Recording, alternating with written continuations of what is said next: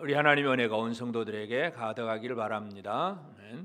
우리가 이제 에스겔서를 보면 하나님께서 에스겔에게 특별히 그 바벨론 포로 중에 있는 그 에스겔에게 하나님의 환상을 보여주셨고, 그리고 하나님의 영으로 그를 들어 올리셨고, 그리고 이제 7일 후에 하나님께서 에스겔에게 말씀을 하십니다. 그래서 이제 뭔가 보여줘서 관심을 가지게 하고, 이제 실제로 하나님 움직이면서 이제 뭘 해야 될는지를 깨우쳐 주는 거 하나님께서 하시는 일인데, 하나님께서 특별히 이제 이 2절에 보면 인자야 내가 너를 이스라엘 족속의 파수꾼으로 세웠으니, 이스라엘 족속의 파수꾼으로 세웠다.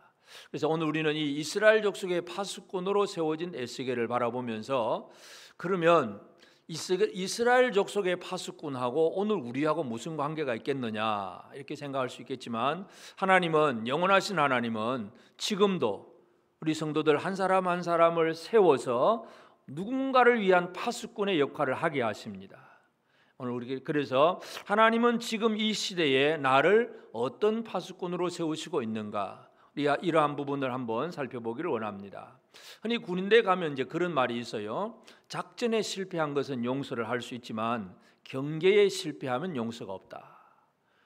이게 싸우다 보면 뭐 좀 잘못해서 질 수도 있잖아요. 그건 어쩔 수가 없어요. 그런데 경계를 해야 되는데, 적군이 쳐들어오는데 경계를 해야 되는데 파수꾼이 뭐 졸고 자고 그냥 놓쳤다, 그러면 그건 전멸입니다. 그건 용서받을 수 없는 죄악입니다. 그래서 이 파수꾼이라고 하는 그 개념, 하나님께서 이스라엘 족속, 바벨론에 포로된 그 백성들, 그들을 하나님께서 다시금 살리시고자 하는 것, 전에도 말씀드렸지만 이 패역한 족속, 이 벳 메리, 아주 하나님의 마음을 쓰라리게 만드는 그 사람들을 바이트 이스라엘 집으로 만들고자 하는 것이 하나님의 의도고 하나님의 목적입니다. 그러니 그가 이스라엘 집을 만드시는 데 있어서 누가 필요하냐? 하나님이 세우시는 파수꾼, 일꾼이 필요한 것입니다. 그래서 이러한 하나님의 일하시는 원리는 옛날에나 지금이나 꼭 같습니다. 하나님은 어떤 분이십니까? 하나님의 마음은, 우리가 늘 말씀드리지만 디모데전서 2장 4절에 하나님 마음이 어떻습니까? 하나님은 모든 사람이 구원을 받으며 진리를 아는 데 이르기를 원하시느니라. 이 하나님의 마음을 품고 모든 사람들이 구원받기를 원하시기 때문에 하나님은 파수꾼을 세우십니다. 그래서 이 일꾼, 파수꾼을 세우시는데, 이 파수꾼이 어떤 사람인지, 또 우리는 어떻게 파수꾼으로 세워지는지 오늘 우리가 이 부분을 한번 살펴보기를 원합니다. 하나님은 이 에스겔을 이스라엘 족속, 이 족속이라고 하는 것 그냥 사람을 의미하기도 하고, 그리고 바이트 이스라엘 집을 얘기합니다. 그러니까 집, 그래도 족속하고 같은 개념입니다. 근데 파수꾼이라고 하는 단어는 그 차파라고 하는 단어, 둘러본다, 지켜본다, 그런 의미입니다. 뭐 이렇게 빙 둘러보고 지켜보고 뭔가 눈을 부릅뜨고 살피는 것이 바로 파수꾼의 사명입니다. 그러나 하나님의 관심은 이스라엘 집에 있습니다. 이 무너진 이스라엘 집을 어떻게 세울 것인가, 이 바벨론 포로된 백성들, 이들을 어떻게 하면 다시 하나님의 그 영광스러운 백성으로 만들 것인가, 이것이 하나님의 관심사예요. 그 하나님의 관심사를 위해서 하나님은 그 중에 이 에스겔 같은 사람을 불러서 파수꾼으로 세우신다는 것입니다. 오늘 하나님께서 사람을 세우실 때 하나님의 의도와 목적이 있잖아요. 하나님이 처음에 아담을 창조하시고 아담에게 에덴 동산을 주셨습니다. 이제 마음 놓고 살아라 그렇게 말씀하지 않고 그 에덴 동산을 경작하고 지키라고 말씀하죠. 지켜라. 아담도 에덴 동산의 파수꾼입니다. 근데 결과적으로 보면 어떻습니까?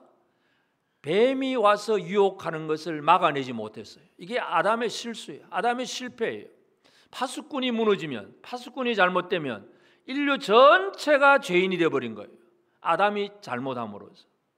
그렇기 때문에 이 파수꾼의 사명이 얼마나 소중한가 하는 것을 우리가 기억을 해야 됩니다. 파수꾼은 하여튼 제일 첫째는 외부로부터 이제 뭔가 대적들이 들어올 때에 그 모든 상황을 잘 살피는 것, 지켜보는 것, 이것이 파수꾼의 사명입니다. 오늘 우리가 파수꾼이라고 한다면 우리는 과연 뭘 살펴야 되냐? 이제 그 살펴야 될 내용들은 이제 이 에스겔서를 보면서 여러 가지 얘기들이 하나님께서 보여주시는 것이 있습니다. 물론 우리 시대를 바라본다면 지금 이 시대의 우리나라의 뭐 정치, 경제, 사회, 문화 모든 분야 속에서 사탄은 어떻게 교회를 공격하고 있는가, 이런 것들을 우리가 늘 눈을 부릅뜨고 쳐다봐야 되는데, 그러면서 경계를 할 필요가 있습니다. 그냥 대충 나만 복 받으면 되지 이런 얘기가 아니라 진짜 눈을 부릅뜨고 교회를 무너뜨리려고 하는 세력들이 어떠한 세력이고 어떻게 우리에게 다가오고 있느냐, 이러한 것들을 잘 살펴야 할 필요가 있습니다. 하여튼 이 파수꾼의 사명은 이렇게 외부로부터 오는 어떤 위협들, 이런 것들을 잘 살펴야 될 것이 첫 번째 기본적인 거예요. 뿐만 아니라 또 이 파수꾼은 잘 자기 그 집안을 보살피는 것, 이것도 파수꾼의 사명이기도 합니다.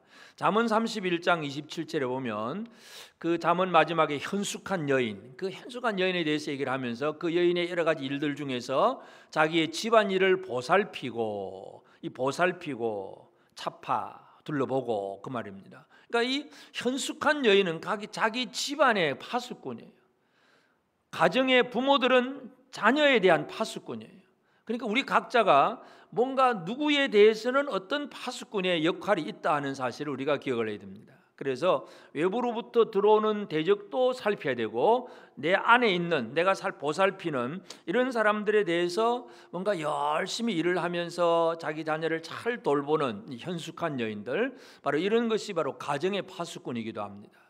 뿐만 아니라 이 파수꾼은 영적인 면에서 하나님의 말씀, 하나님의 응답을 구해서 전해주는 것, 하박국처럼 구약 성경 하박국 2장 1절에 보면 하박국 선지자가 그 불의한 사람들이 이 유다 백성들을 그렇게 핍박하고 막 그렇게 할 때 하나님 이거 왜 그렇습니까 하면서 질문을 하고 하박국이 하나님 앞에 응답 받으려고 합니다. 하박국 2장 1절에 보면 내가 내 파수하는 곳에 서며 성루에 서리라. 그가 내게 무엇이라 말씀하실는지 기다리고 바라보며 나의 질문에 대하여 어떻게 대답하실는지 보리라.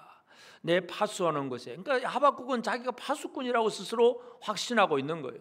그러면서 그 자기가 살피고자 하는 내용이 뭡니까?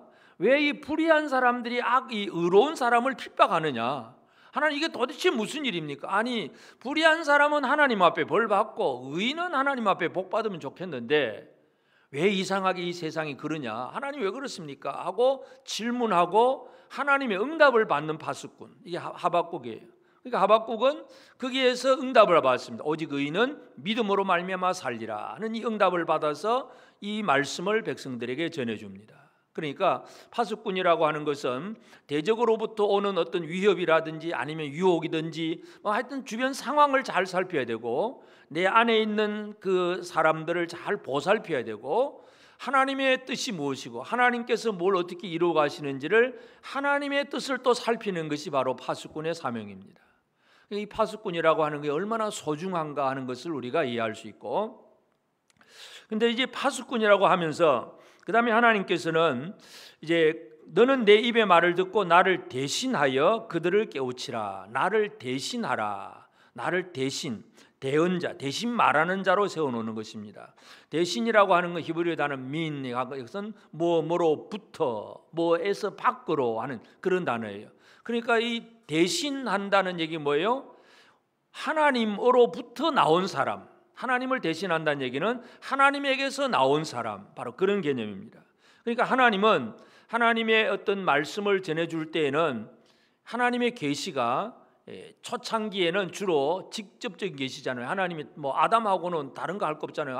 아담아 부르고 바로 하나님과 아담과 대화가 이루어지는 직접적인 계시였어요. 뭐 아브라함 부르실 때도 아브라함아 부르시기도 하고, 그런데 이제 가면 갈수록 이제 그 직접적인 계시가 아니라 간접적인 계시로 많이 나타나기도 합니다. 그래서 어떤 때는 어떤 꿈으로도 말씀하고 환상을 보여주기도 하고, 근데 제일 하나님께서 간접 계시로 제일 많이 사용하시는 방법이 뭡니까? 바로 사람을 통해서, 한 사람을 통해서 그 사람의 입으로 다른 사람들에게 선포되게 하는 것.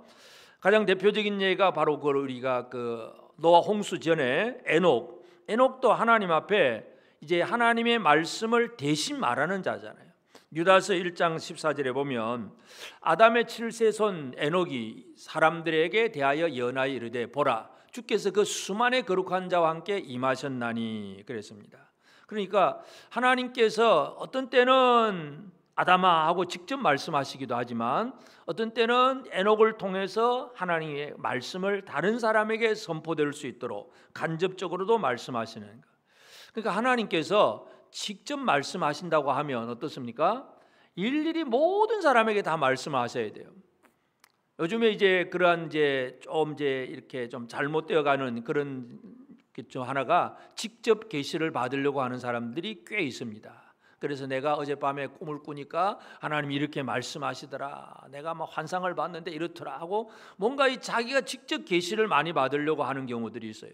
물론 하나님이 하시고자 하면 지금도 직접 계시를 하실 수 있겠지요. 그러나 기록된 성경을 통해서 하나님의 말씀을 사람의 입을 통해서 전하시는 것이 하나님께서 일반적으로 쓰시는 방법이에요.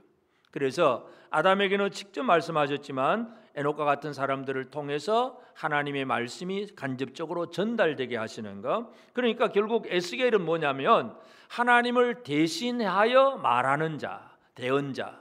그러니까 대신한다는 얘기는 하나님과 상관없이 어느 날 갑자기 너는 뭐 말 좀 해라 하고 그냥 심부름꾼처럼 그냥 말 한마디 전달해 주는 그런 메신저가 아니라 하나님으로부터 나온 사람, 민, 대신한다는 얘기는 하나님에게서 나온 사람이라는 얘기예요.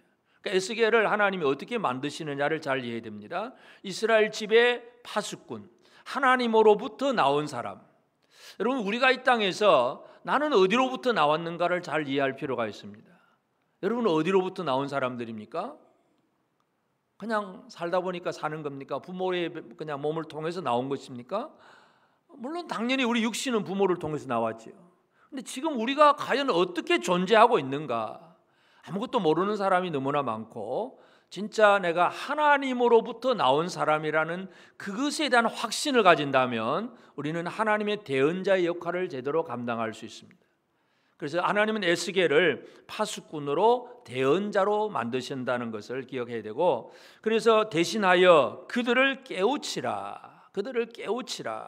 이 깨우친다고 하는 단어, 자하르 하는 것은 빛난다, 빛을 비춘다, 가르친다, 바로 그런 개념이에요.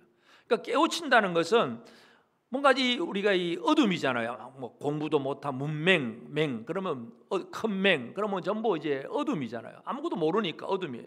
근데 뭔가를 깨우쳐주면 아, 이거구나 하고 이제 알게 되는 거예요. 그러니까 이 깨우친다는 얘기는 뭐냐 하면 바로 빛을 비춘다, 그런 개념이에요. 빛을 비춰주는 거.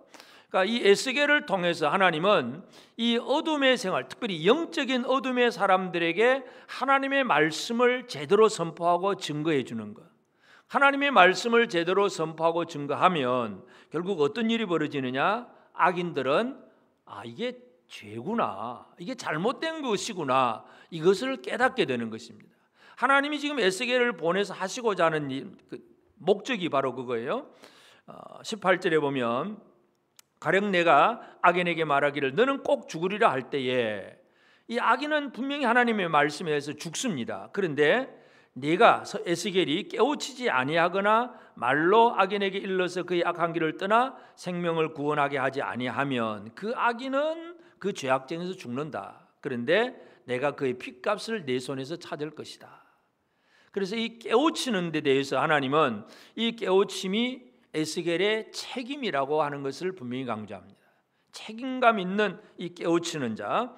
그래서 이 스스로 사람들은 죄를 깨닫지를 못합니다. 그래서 깨우쳐 줘야 이게 죄구나 하는 것을 알아차릴 때가 참으로 많습니다. 레위기 4장 23절에 보면 이제 그 제사 제도 중에서 속죄제 제사를 드리는 방법인데, 그가 범한 죄를 누가 그에게 깨우쳐 주면, 그러니까 이 사람은 죄를 지었는데 자기가 죄를 지었는지 아닌지는 몰라요. 그게 죄인지 아닌지도 몰라. 그런데 하나님의 말씀을 가지고 이건 죄야 하고 가르치면 이거 죄구나 하고 깨닫게 되면 그때서야 이제 속죄제를 드리는 겁니다. 그래서 범한 죄를 깨우쳐 주면 그는 흠없는 순념소를 예물로 가져다가, 그러니까 깨우침이라는 게 얼마나 중요한가를 알 수 있습니다. 죄를 안 깨우쳐 주면 그냥 죄악 가운데 살다가 죽는 거예요. 근데 깨우쳐 주면 이게 죄구나 하고 깨닫고 하나님 앞에 속죄제를 드리고 돌아올 수 있는 길이 열려지는 것. 그래서 하나님께서 에스겔을 어떤 사람으로 만드시느냐? 바로 깨우치는 사람, 빛을 비추어 주는 사람, 이런 사람으로 하나님께서 만드신다는 걸 알 수가 있는데, 왜 하나님은 에스겔을 이렇게 만드시느냐? 하나님의 근본적인 의도와 목적이 뭐겠습니까? 패역한 족속 그러면 그냥 다 망해버려도 되는데, 그럼에도 불구하고 에스겔을 세워서 뭔가 파수를 하게 하고 대신 말하게 하고 깨우치고, 이거 네가 말 안 하면 네 책임이야, 이렇게까지 물으시는 하나님의 의도가 뭐겠어요? 하나님의 마음은 모든 사람이 구원을 받으며 진리를 아는데 이르기를 원하시기 때문에 그렇습니다. 하나님의 마음, 죄악을 짓는 사람들이 죄악 가운데서 멸망당하는 거 그냥 내버려 두지 아니하고, 이 땅에 분명히 죄악 가운데 죽어가지만 그러나 그들을 다시 한번 누군가 깨우쳐서 그들이 하나님께로 돌아오기를 바라는 이 하나님의 용서하고자 하는 마음, 하나님은 용서하실 준비가 되신 하나님이십니다. 그래서 이 패역한 족속을 향해서 하나님은 에스겔을 세우시는 것을 우리가 기억해야 됩니다. 그것은 바로 지금도 하나님의 마음은 옛날이나 지금이나 똑같다는 것을 우리는 기억해야 됩니다. 하나님은 불변의 하나님이십니다. 패역한 족속이 돌아와서 이스라엘 집이 만들어지기를 원하신 하나님은 지금도 이 땅 위에 하나님의 집, 하나님의 백성들이 모이는 하나님의 집이 잘 세워지기를 원합니다. 그래서 이 일을 위해서 하나님의 일꾼이 필요한데, 그러면 우리가 이렇게 하나님의 일꾼으로 에스겔처럼 우리가 세워지는 데 있어서 이 모든 일들을 다 이루시는 분은 바로 예수 그리스도라는 걸 우리가 이해를 할 필요가 있습니다. 예수님은 어떻게 우리를 만드셨느냐? 제자들을 이제 12제자를 불러 모으시잖아요. 모아서 이제 이들을 파수꾼으로 세우시는 거예요. 그냥 제자로 끝내버리는 게 아니라 제자를 불러서 그들을 뭔가 세상을 향한 파수꾼의 역할을 하게 합니다. 그래서 뭔가 율법을 가르쳐 주는 것도 중요하지만, 율법을 문자적으로 가르치는 것은 예수님 당시에 모세의 제자들, 바리새인 제자들, 그 당시 유명한 랍비들, 이런 사람들이 문자적으로는 잘 가르칠 수 있습니다. 근데 그들이 못하는 게 뭐냐면, 예수님이 그 일을 하셨는데, 예를 들어서 요한복음 4장에 보면 예수님이 이제 사마리아 여자와 대화를 하세요. 제자들이 먹을 것을 사러 마을로 갔다가 오니까 이제 사마리 여자는 이제 예수님을 메시아로 알고 이제 자기 동네로 돌아갔고, 그러면서 먹을 거 가져왔습니다 하고 이제 그런 얘기를 할 때에 예수님은 내 먹을 거, 나는 내 양식은 이거 아니야 하면서 제자들에게 뭐라고 말씀하시느냐 하면, 요한복음 4장 35절에 보면 너희는 넉 달이 지나야 추수할 때가 이르겠다 하지 아니하느냐, 그러나 나는 너희에게 이르노니 너희 눈을 들어 밭을 보라, 희어져 추수하게 되었도다. 분명히 계절상으로 보면 넉 달쯤 있어야 곡식이 다 있겠습니다. 제자들은 일반 상식적으로 얼마든지 그런 얘기를 해요. 그런데 예수님은 너희 눈을 들어서 밭을 보라. 결국은 지금 있는 보이는 그 어떤 보리밭이든지 밀밭이든지 이것 보라는 개념이 아니라 뭘 보라는 겁니까? 하나님이 추수하시고자 하는 영혼을 바라보라는 얘기예요. 지금 예수님은 사마리아 여인과의 대화를 통해서 그 여자가 메시아를 만나고 자기 동네로 돌아갔어요. 그걸 지금 보라는 얘기예요. 그걸 이방인을 바라보고 사마리아 여인을 바라보고 하나님이 구원하시고자 하는 민족이 어떤 사람들인가, 하나님이 구원하고자 하는 사람이 어떤 민족인가, 이것을 보라는 거예요. 그 눈을 좀 열어라. 예수님은 눈을 열어주시는 분이십니다. 예수 안에서 우리의 눈이 열려지게 되어 있습니다. 그래서 예수님이 제자들을 지금 그 유대인들의 시각에서 보면 예수님 따라서 지금 사마리아 동네 들어간 그 자체만 해도 예수 제자들은 진짜 새로운 생애 첫 경험일 수도 있어요. 그런데 예수님은 오히려 그들을 하나님이 추수하시는 알곡으로 보게 하신다는 것. 또 예수님은 나중에 이제 사도 바울 부를 때, 사울도 마찬가지잖아요. 사울은 철저한 유대인이고 바리새인 중심이고 사마리아 또 이방인, 전혀 그들도 보지도 않는 사람인데 사울을 불러서 이방인을 위한 하나님의 사역자로 만드십니다. 로마서 15장 16절에 보면 이 바울은 그 고백 속에 뭐라 그럽니까? 이 은혜는 곧 나로 이방인을 위하여 그리스도 예수의 일꾼이 되어 하나님의 복음의 제사장 직분을 하게 하사 이방인을 제물로 드리는 것이 성령 안에서 거룩하게 되어 받으실 만하게 하려 하심이라. 사도행전에 보면 바울이 막 설교하는 내용들이 나오는데, 나는 이방인을 향하여 간다는 이 말에 유대인들이 제일 발끈하고 막 죽여야 되겠다고 나서는 게 이방인을 바라본 바울, 이걸 유대인들은 제일 싫어해요. 근데 예수님이 그 눈을 열어주신 거예요. 지금까지 그 바울은 유대인의 시각에서, 바리새인의 시각에서 사람들을 바라보았기 때문에 이방인들은 사람도 아니고 저 사람은 뭐 죽을 사람들이고 하나님과 아무 상관없는 사람이니까 그냥 내버려 두어도 괜찮다고 생각을 하는데, 예수님은 바울의 눈을 열어서 이방인을 보게 하십니다. 그러니까 그걸 고백하잖아요. 이 은혜는 곧 나로 이방인을 위하여 그리스도의 일꾼이 되어 하나님의 복음의 제사장 직분을 하게 하사 이방인을 제물로 드리는, 이방인의 제사장이 되어서 이방인을 하나님 앞에 바쳐드리는, 이게 내 사명이다. 바울은 그걸 깨닫잖아요. 예수님께서 하신 일은 바로 제자들의 눈을 열어주십니다. 아, 이방인도 우리가 추수해야 될 대상이구나. 결국 오늘 우리는 어떤 파수꾼이 되어야 되냐? 예수님은 제자들에게 모든 민족을 보게 하십니다. 모든 민족. 다시 말해서 우리는 막 우리 집안만 잘 되고 우리 교회만 잘 되면 되지, 이런 생각이 아니라 모든 민족을 보게 하신다는 사실, 우리의 눈이 열려져야 된다는 사실을 기억하기를 바랍니다. 예수님은 우리의 눈을 이렇게 열어주십니다. 뿐만 아니라 예수님은 하나님 아버지를 대신해서 이 땅에 오신 분이에요. 원래 하나님의 영광 가운데 계시지만 아버지를 대신해서 말씀이 되어서 이 땅에 오신 분이 바로 예수 그리스도잖아요. 그래서 예수님은 이제 승천하시면서 예수님 대신에 입을 열어서 말할 수 있는 제자들을 세상으로 보내시죠. 입도 열어주십니다. 제자들의 입을 열어서. 근데 이제 어떻게 하시느냐 하면 입을 열어주는데 뭘 말해야 될지를 알아야 되잖아요. 그래서 예수님은 성령을 보내주십니다. 요한복음 16장 15절에 보면 무릇 아버지께 있는 것은 다 내 것이라 그러므로 내가 말하기를 그가 내 것을 가지고 너희에게 알리시리라. 아버지에게 있는 것, 그건 내 것이고, 그리고 내 것을 가지고 그가 하는 것은 바로 성령 얘기, 그 앞에 성령인데 진리의 성령이 예수 아들에게 있는 것을 너희에게 알려주실 것이다. 그러니까 뭔가 말을 하려면 알아야 말을 하잖아요. 성령을 통해서, 예수께서 보내신 보혜사 성령을 통해서 원래 하나님 아버지에게 있는 것, 아들에게 있는 것, 그런 것들이 무언지를 알게 하시고, 그리고 그걸 이제 말할 수 있는, 대신 말할 수 있는 자. 그냥 어느 날 갑자기 말 한마디 듣고 소식 전달, 쪽지 전달하는 그런 개념이 아니라 하나님 아버지 예수 그리스도를 충분히 아는 자로서 대신해서, 예수를 대신해서 말할 수 있는 사람, 보혜사 성령으로 살아가는 사람이 바로 이러한 사람입니다. 그렇기 때문에 그냥 설교한다, 이런 뭐 전도한다 이런 개념이 아니라 진짜 예수를 깊이 아는 자로서 예수를 대신해서 말할 수 있는 사람을 예수님은 만들어 놓습니다. 그러면 결국 예수님이 이제 또 그런 말씀도 하잖아요. 요한복음 13장 20절에 보면 내가 진실로 진실로 너희에게 이르노니 나를 보낸 자를 영접하는 자는 나를 영접하는 것이요 나를 영접하는 자는 나를 보내신 이를 영접하는 것이니라. 거꾸로 어떻게 됩니까? 우리가 예수를 대신해서 나온 사람이기 때문에 예수를 대신해서 누군가 이 사람을 영접을 하면 그러면 그 사람은 예수를 영접한 거고, 또 더 크게 말하면 예수를 보내신 하나님 아버지를 영접한 것과 마찬가지다.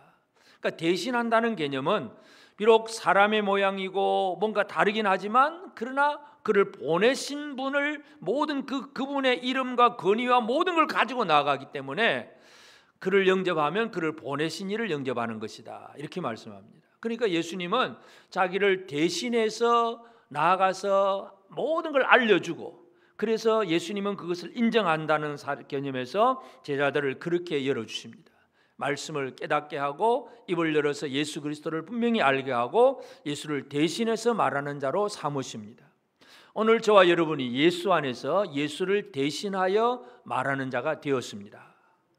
예수를 대신해서, 예수에 관해서 뭔가 지식 몇 가지 전달 얘기가 아니라 예수님에게서 나와서 예수를 전해주고 보여주는 것, 이것이 바로 오늘 우리에게 하나님 주님 앞에 받은 은혜이고 누리는 복입니다. 우리는 예수를 대신할 자입니다. 그리고 예수님은 사람으로 이 사람들에게 하나님의 말씀을 깊이 깨우쳐 주잖아요. 그 당시에 랍비들 또 서기관들 많은 사람들이 있었지만 이들이 율법을 문자적으로는 막 열심히 가르치기는 했어요. 자기 나름대로 해석을 하긴 했습니다. 그런데 말씀을 제대로 깊이 있게 말씀을 가르치는, 하나님의 의도를 정확하게 드러내는 일을 못하고 있습니다. 그래서 예수님은 예를 들어서 이제 고난 주간에 예수님이 막 성전에서 이제 논쟁을 할 때에 사두개인들이 찾아왔습니다. 그러니까 바리새인과 사두개인들은 늘 논쟁을 하는데, 사두개인들은 뭐냐 하면 부활도 없고 천사도 없고 영도 없다고 생각하는 사람이에요. 바리새인들은 있다고 얘기하고. 그러니까 둘이 늘 첨예하게 다투고 있는 거예요. 아니 보이지도 않는데 무슨 천사가 있어? 그럽니다. 아니 그래도 있어. 늘 이런 식의 싸움입니다.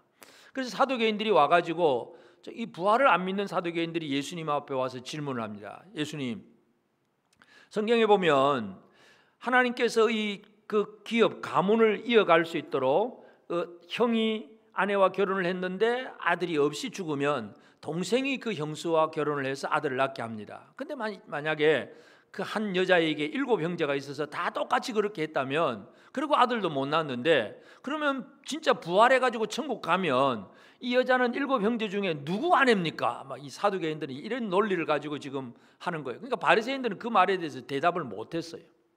그러니까 예수님은 그때 무슨 얘기를 하냐면, 너희가 참 성경도 모른다, 하나님도 모른다. 하나님은 죽은 자의 하나님이 아니라 산 자의 하나님, 아브라함의 하나님, 이삭의 하나님, 야곱의 하나님, 하나님은 살아계신 하나님이야. 이제 이 얘기를 하면서 하니까 그때에 서기관들이 뭐라고 반응을 하느냐면, 마가복음 12장 32절에 보면 서기관이 이르되 선생님이여 옳소이다. 하나님은 한 분이시요 그 외에 다른 이가 없다 하신 말씀이 참이니이다.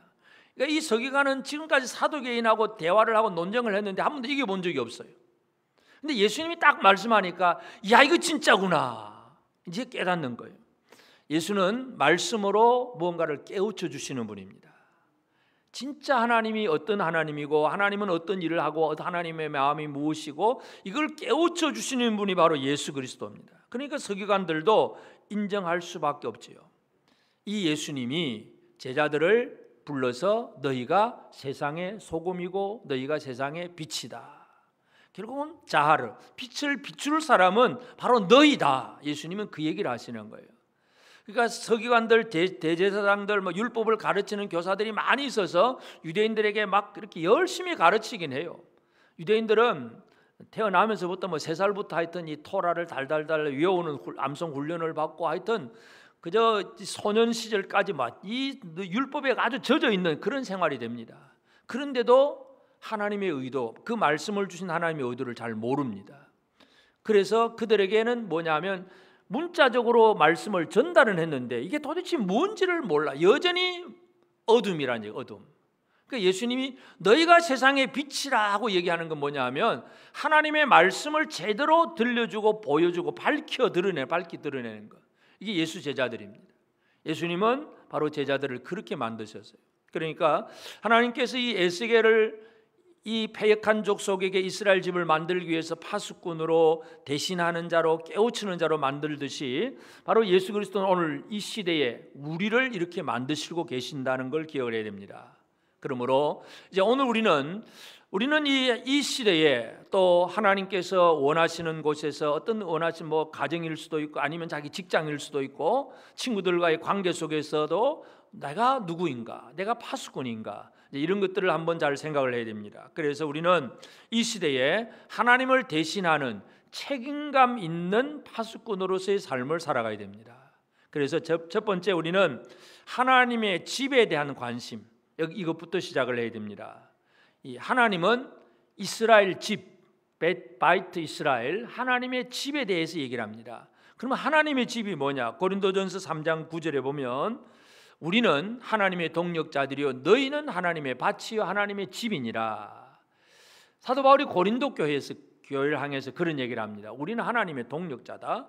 너희 교회가 하나님의 밭이고 하나님의 집이다.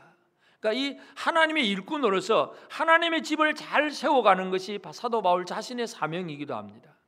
다시 말해서 하나님의 집이 뭐냐? 교회가 하나님의 집입니다. 여러분 이 시대에 이 땅에 존재하는 교회가 하나님의 집입니다. 이 교회가 하나님이 원하시는 뜻대로 모든 것을 잘 이루어갈 수 있도록 누가 필요합니까? 파수꾼이 필요합니다. 그러면 이제 우리는 쉽게 아이고 그 파수꾼은 목사님이 파수꾼 아닙니까? 당연히 목사도 파수꾼입니다.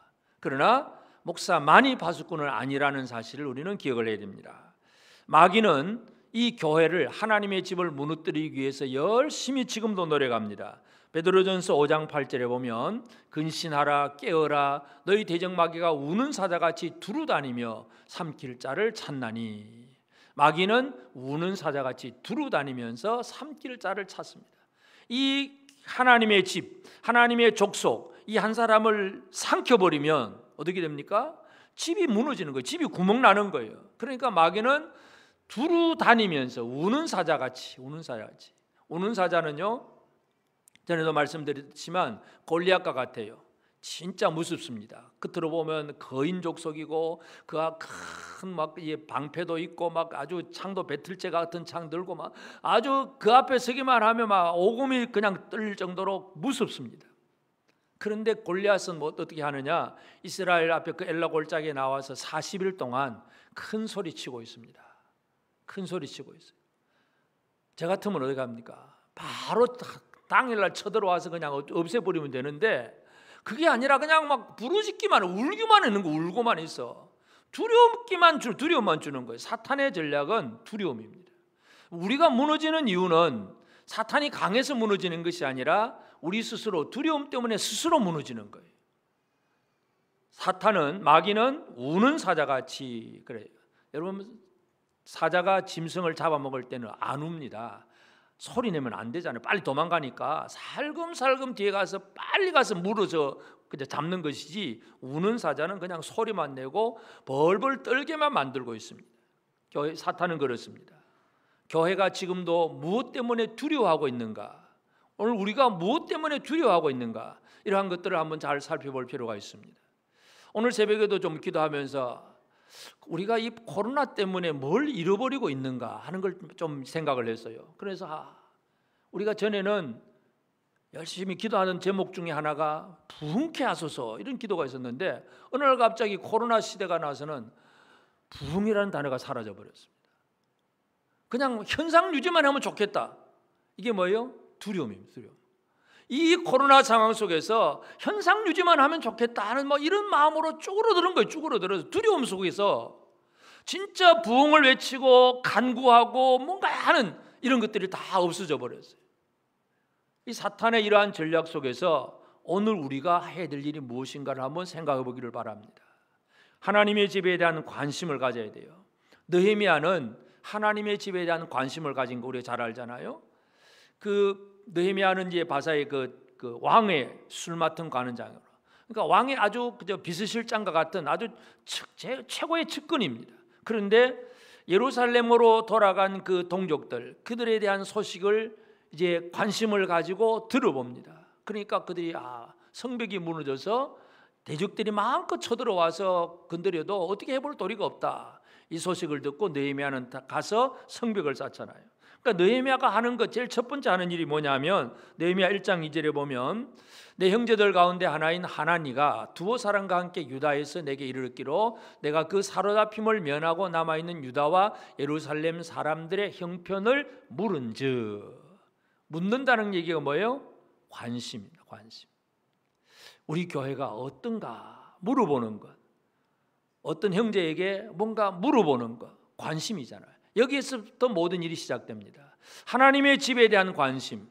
그냥 뭐 하나님의 집은 어떻게 되든지 내 집만 잘 먹고 잘 살면 되지, 이게 아니라 진짜 하나님이 원하시는 뜻이 무엇인지, 하나님의 집에 대해서 무엇이 어떤 일이 벌어지고 있는지 관심을 가지고 생각을 가지고 뭔가를 시작하는 것, 이것이 우리가 해야 될 첫 번째 일입니다. 파수꾼으로서 우리는 관심이 있어야 됩니다. 하나님의 교회, 하나님의 집에 대한 관심을 좀 더 많이 가지시기를 바랍니다. 우리 주변의 형제들에 대한 관심, 뭔가 이 관심이 많아지는 거예요. 첫 번째 단계. 두 번째는 나는 어디에서부터 왔는가, 나의 정체성, 나는 어디에서 나온 사람인가, 누구를 대신하는 자인가. 그래서 이 뭐뭐로부터 나온, 하나님으로부터 나온 사람, 하나님을 대신하여 말하는 에스겔처럼 우리는 나를 보내신 분이 누구인가를 먼저 알아야 됩니다. 나를 보내신 분이 어떤 분인가를 모르고 그냥 나 혼자 모든 것을 결정하고 판단하고 하면 사울처럼 실패하게 됩니다. 하나님은 사울 왕에게 아말렉을 진멸하라고 하는 명령을 주셔서요, 아말렉은 이스라엘을 늘 괴롭힌 민족이었기 때문에 하나님은 아말렉을 진멸하시기를 원하셨어요. 사울에게 그 명령을 주었습니다. 그러니 나가서 전쟁하면 얼마든지 이길 수 있습니다. 진멸하고 아말렉을 완전히 그 속에 있는 소유물 하나도 남겨두지 말고 완전히 없애버려야 됩니다. 그런데 사울이 가서 전쟁을 하고 보니까 뭐 좋은 게 많잖아요. 뭐 소떼도 뭐 있고 양떼도 있고 뭐 좋은 게 많으니까 그냥 또 가지고 옵니다. 진멸을 안 합니다. 이거 아까워서 탐심이 생겨서 돌아와서 사무엘이 물어봅니다. 이게 도대체 무슨 소리요? 그러니까 이 좋은 것들은 하나님 앞에 드리려고 가져왔습니다. 순종이 제사보다 낫고 하나님의 말씀을 하나님의 말씀대로 순종하는 것이 예배보다 낫고, 우리는 이 하나님을 대신하는 자로서의 사명감이 분명하지 않으면, 나를 보내신 분이 누구인가를 정확하게 생각하지 못하면 사울처럼 내 생각이 앞설 수가 있습니다. 이건 좋은 거니까 살려두지, 뭐 이 정도는 괜찮아, 이 정도 가지고 오면 뭐 우리가 더 부자되고 하나님께 영광의 박수 한번 치면 되지, 뭐 이게 이 사울의 마음, 인간의 생각이잖아요. 오늘 우리는 하나님이 나를 보내셨다는 사실을 분명히 기억해야 됩니다. 그러니까 구약의 사울, 신약의 사울, 신약의 사울은 뭐예요? 사도 바울. 그러니까 구약의 사울과 신약의 사울은 진짜 대비가 되는데, 그럼 신약의 사울, 신약의 사도 바울은 뭐라고 고백하느냐 하면 고린도후서 5장 20절에 보면, 그러므로 우리가 그리스도를 대신하여 사신이 되어 하나님이 우리를 통하여 너희를 권면하시는 것 같이 그리스도를 대신하여 간청하노니 너희는 하나님과 화목하라. 바울은 자신이 그리스도를 대신하는 자라는 사실을 분명히 알고 있습니다. 나는 예수를 대신해서, 그래서 간청한다. 예수 대신, 그냥 예수님 없이 그냥 내 생각으로 간청한다, 이 개념이 아니에요. 예수에게서 나온 자로서 분명하게 말한다, 이거예요. 그러니까 예수님의 심장과 예수님의 마음을 가지고 표현하는 것, 이것이 그리스도의 사신이라 바울은 그렇게 얘기를 합니다. 그러니까 자기 생각이 안 들어가고 자기를 보내신 예수 그리스도의 그 의지와 뜻만을 드러내는 것이 바로 사도 바울의 사명인데, 이와 같이 하나님을 대신하는 자로서의 내 정체성, 이것을 정확하게 가지기를 바랍니다. 하나님의 집에 대한 관심, 나는 하나님을 대신하는 자로 산다고 하는 나의 정체성, 이것이 회복되어지기를 바라고, 그리고 이제 마지막으로 뭡니까? 우리가 이 책임감을 가지고 악인을 깨우치는 일, 이것이 우리가 해야 할 일입니다. 죄악으로 죽어가는 영혼들을 깨우치는 것, 그것은 바로 그들이 생명을 얻게 하는 일이잖아요. 여러분, 교회 안에는 또 지금도 사탄은 늘 진리를 거슬려서 미혹을 하고 다른 영이 막 생겨서 뭔가 이 거짓을 믿게 만드는 거예요. 그러면 이걸 깨우쳐서 진리를 바르게 믿게 하는 것, 이것이 우리의 사명이에요. 사도 바울이 디모데에게 얘기하면서 디모데의 사명에 대해서 얘기를 합니다. 디모데전서 4장 5절 6절에 보면, 하나님의 말씀과 기도로 거룩하여짐이라 내가 이것으로 형제를 깨우치면, 이 말씀과 기도로 형제를 깨우치면 그리스도 예수의 좋은 일꾼이 되어 믿음의 말씀과 내가 따르는 좋은 교훈으로 양육을 받으리라. 내가 형제를 깨우치면, 그러니까 바울은 디모데가 형제를 깨우치는 자가 되기를 원했어요.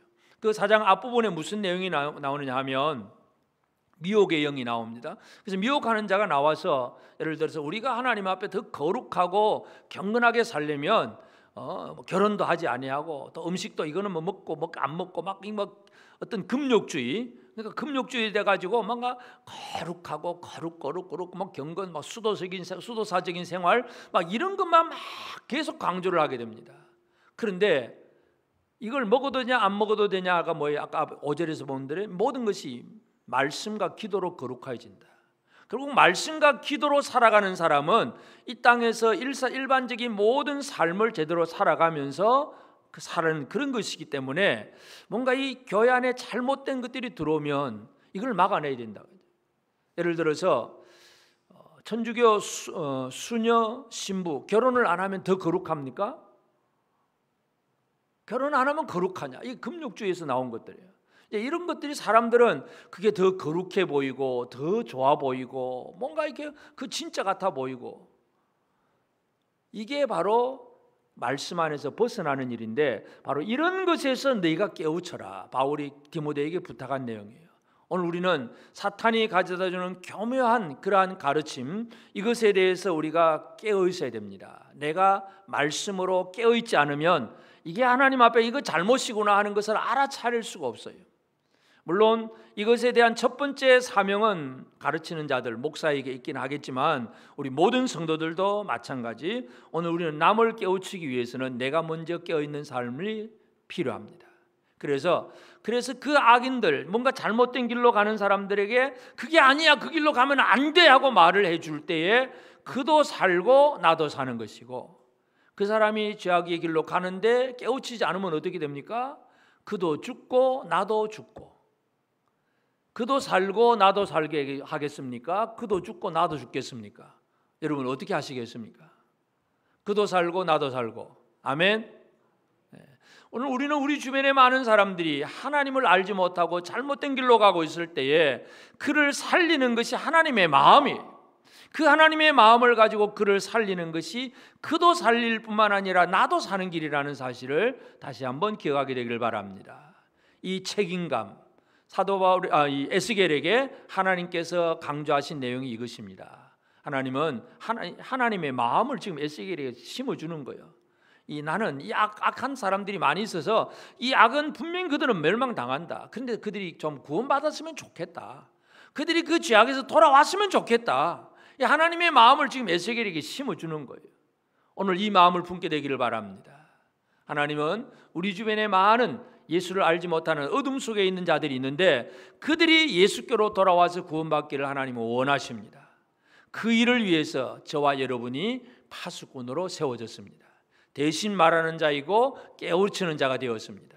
이 사명을 감당하게 될 때에 그도 살고 나도 살고 이 귀한 은혜를 누리기를 바랍니다. 다 같이 한번 외칩시다. 그도 살고 나도 살고. 아멘. 나를 통해서 그 사람도 살고 나도 살고 이 일이 이루어져서 오늘 우리 자신만이 뭐 잘되고 복되고 얘기가 아니라 많은 사람을 살리는 하나님의 일들을 제대로 이루어가는 하나님의 일꾼들이 다 되어지기를 축복합니다. 아멘.